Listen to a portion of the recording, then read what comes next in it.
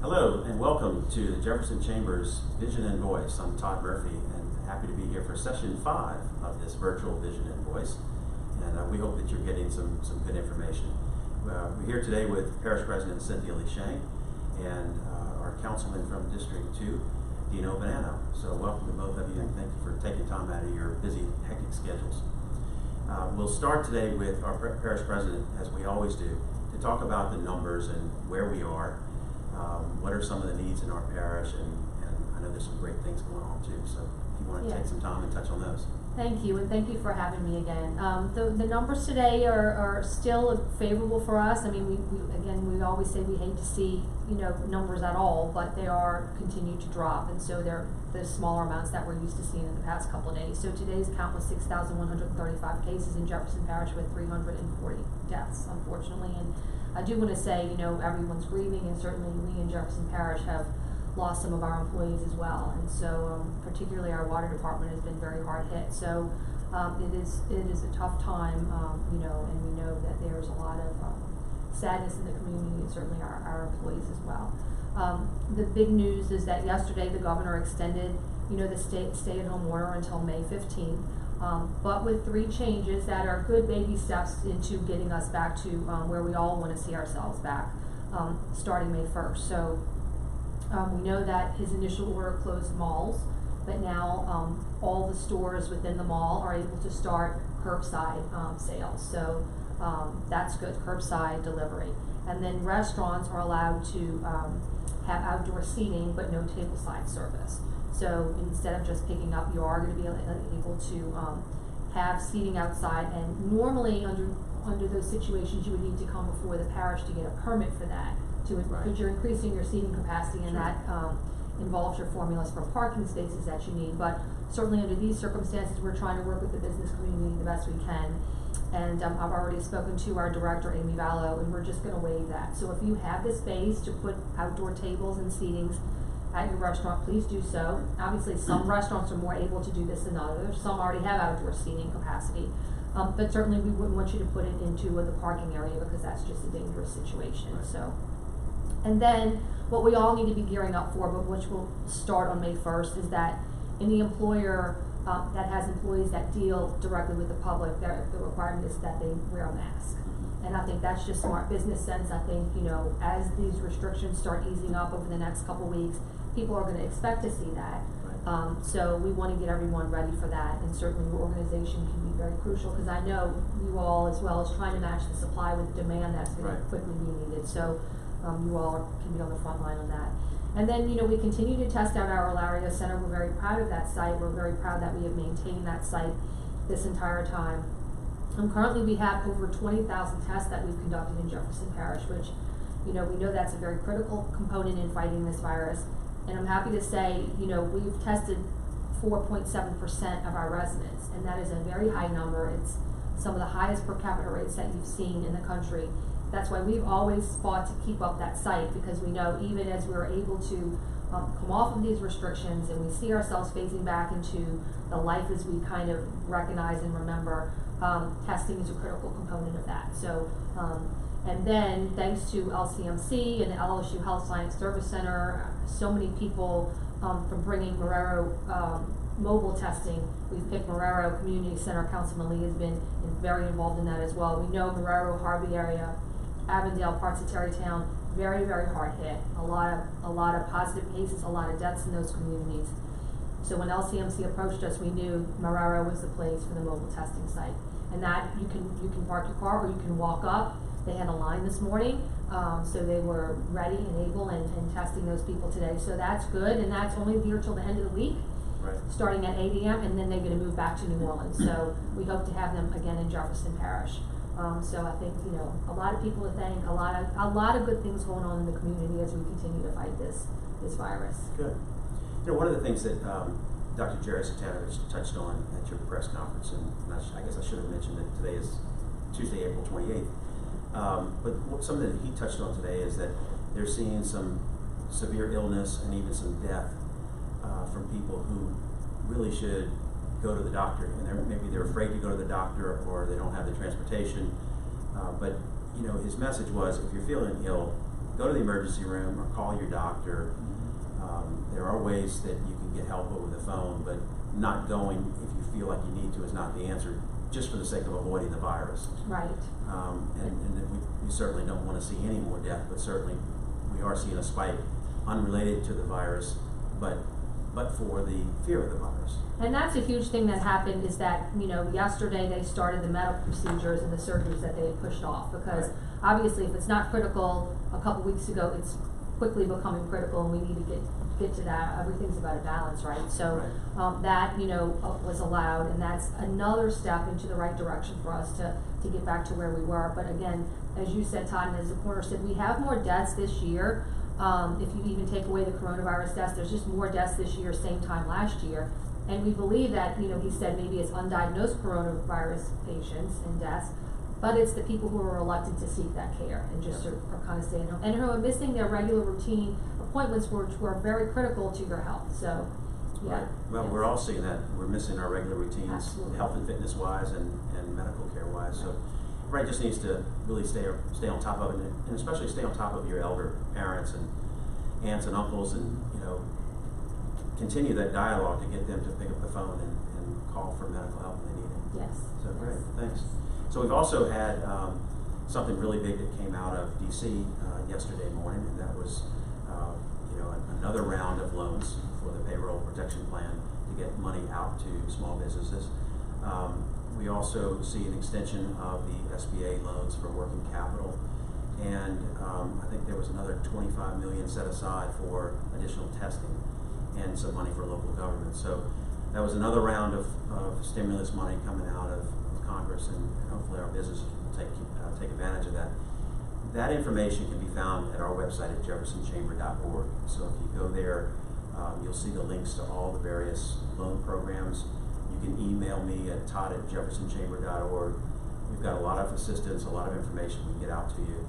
And there's a lot of banks in this community that are working very diligently and long hours to get that money into your account. So I know it's a very troubling time, but there is some help out there that's available. A couple other things I just want to touch on that we're working on as a chamber.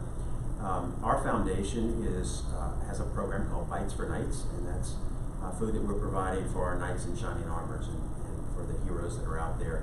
And so we're delivering not only to hospitals, but also to police stations and to nursing homes and to fire stations and to the people that we just want to say thank you. And so we're matching donors that are donating to our 501c3 foundation, the Jefferson Chamber Foundation, with our member restaurants and caterers. And so it's all packaged very safely. It's packaged individually, not in large pans, and it's delivered by our members. And so we've received great feedback on that. And that information is also on our website at jeffersonchamber.org. And then finally, as Councilman Pistado noted at the press conference today, we've been working with the parish council, parish president's office, with our partners at Jefferson Economic Development Commission and the Jefferson Business Council to put a plan together to launch business and to get business back up and running when that time comes. And we know that there's going to be a phased-in entry system. We don't know 100% what that's going to look like, but we're pretty close to having an idea of what that's going to look like, industry specific, and then of course with all the personal protection equipment that's going to be required. We know that people need to find masks. We know that you need to go do that. Depending on your industry, you're going to need gloves. You're going to need safety equipment. If you're cutting hair, you probably want to think about additional aprons that are clean for everybody, or if you can find them, disposable aprons. And so we know that all of these things are coming, and we don't know the exact date. We're hoping that it's May 15th or sooner, but we know we need to start thinking about these things. So we're working on that plan and partnering again with JETCO and the Business Council. We're very anxious to start getting some of this information out to people, and I know a lot of people are anxious to see just what that plan looks like. And with that, we'll transition over to you, Councilman Bonano. So I know you've been out feeding the masses, and I know you're talking about now kind of taking that to a more targeted program. But maybe tell us a little bit about that program and who some of your partners are, and then if you want to transition into what you're hearing and seeing in your district. Sure. So we saw a need about a month ago for the feeding of individuals who have become unemployed and or the elderly that are homebound or have illnesses that compromise their immune system, and they're afraid to go to the grocery store. So we put together a plan where, working in partnership with Second Harvester, the National Guard, our firefighters, and our sheriff's office, we set up some distribution sites where in the initial stages of it, we were distributing per day anywhere from 80 to 100,000 pounds of food, fresh produce, canned foods, frozen meats like chicken, etc., to the public, both on the east bank of LaSalle Park and on the west bank of the Laro Center. We've done that 4 days a week for about a month now, and we've found that now that the stimulus checks are coming in and people are getting their additional unemployment insurance, it's time to transition to a more targeted approach. Mm-hmm. So we're working with our churches, and our community centers and our other neighborhood partners. They know who the needy are. So we're going to target those individuals by now working with Second Harvesters and having volunteers, parish employees, whoever, go to Second Harvest, where we're going to box the produce in small boxes. Okay. And then on specific days, deliver the appropriate number to each church or community center for distribution to their needy members. So that way we know the food is getting to those people who need it the most. Mm-hmm. And that's the next transition. At the same time, we knew there was a need for elderly homebound people who were not on the current Council on Aging list to get home prepared meals, because JCOA has a limited budget.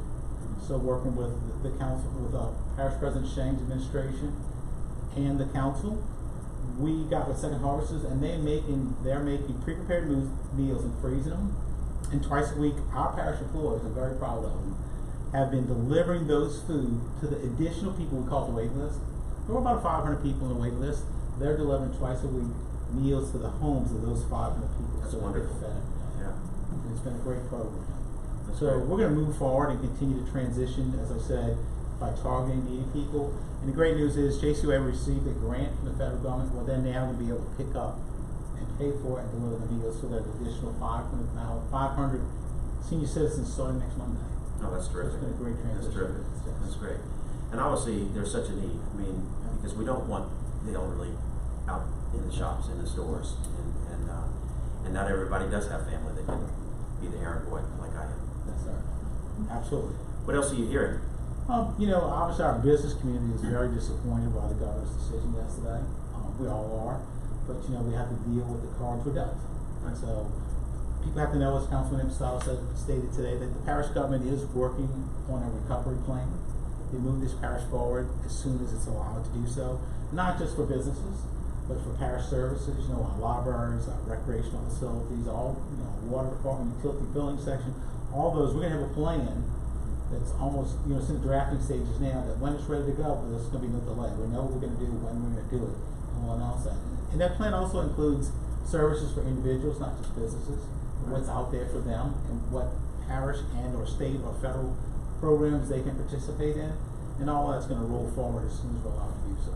Good. So we hope to get back up and running as soon as the government decides on us. So, I talk a lot about jeffersonchamber.org and the resources we have there, but if citizens are looking for information for Jefferson Parish, where do they go? JeffParish.net. JeffParish.net. Mm-hmm. Yeah. Okay, great. Yes. And they can text JP Alert to 888-777. 888-777, text JP Alert, and then they automatically get the Yep. alerts that I get Yeah. periodically about what's Every going day on. we give out the numbers and any other alerts, and it's for weather events, everything, you can get that. It's great service. So one thing we need to know is we are revising our pandemic plan too, Mhm. working with the medical community and our emergency managers. We have a plan that was developed in the around 2008 period, but it was more geared towards biological attacks by terrorists, where we would have the mass distribute antibiotics. So we need to now go back and revisit how we do that now and include this current crisis and build into that plan provisions for these type of events. Well, we're certainly glad you're on the council because that's your background. Worked through a lot of storms, but this is the first pandemic, so storms, Okay. oil spills. Different kind of storm. I think we've had it all. Floods and tornadoes and hurricanes and oil spill. I thought I had seen it all. Yeah. God just threw us another little twist. Well, like my grandmother always said, God doesn't give you anything you can't handle. No. So we'll deal with it and get through this as well. Well, thank you all very much for Thank being you for here having today, us. Thank you. and thank you for tuning in to Vision and Voice. We hope you've enjoyed it. Thank you.